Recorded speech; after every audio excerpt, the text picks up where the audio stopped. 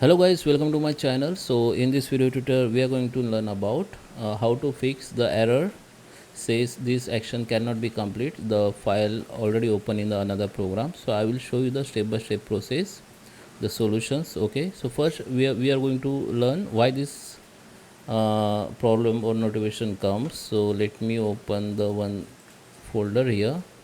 Okay, so this is my docs file. Okay, Microsoft Word. Let me open it. So it is already opens. Okay, we don't know, it is minimized now. Okay, so if I trying to delete this file now, you can see this notification comes which say this action cannot be complete because this file is open in Word. So it is already opened. So sometime you don't know your file is already open, so you need to just open that file and just close it. Once you close, you can try to delete, but sometimes some file is already open in background. Okay, they running in background, so you don't know. So what you can do, just right click on this taskbar, go to the task manager, and here go to the process and see the find that file or application, something, anything you can see, or you can search that file name like.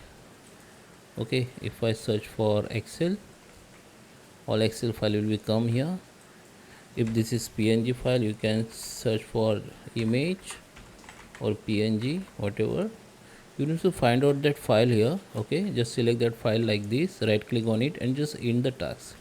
You need to end the task. Once you end the task, come here and search for Explorer. Okay, come to the Explorer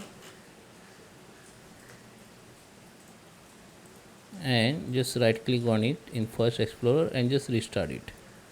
Once you restart, your file Explorer will be restart. Now come to your that file and just try to delete it. It will be deleted. So that is the process and the solution. So I hope you like this video. Please subscribe me. Thank you for watching.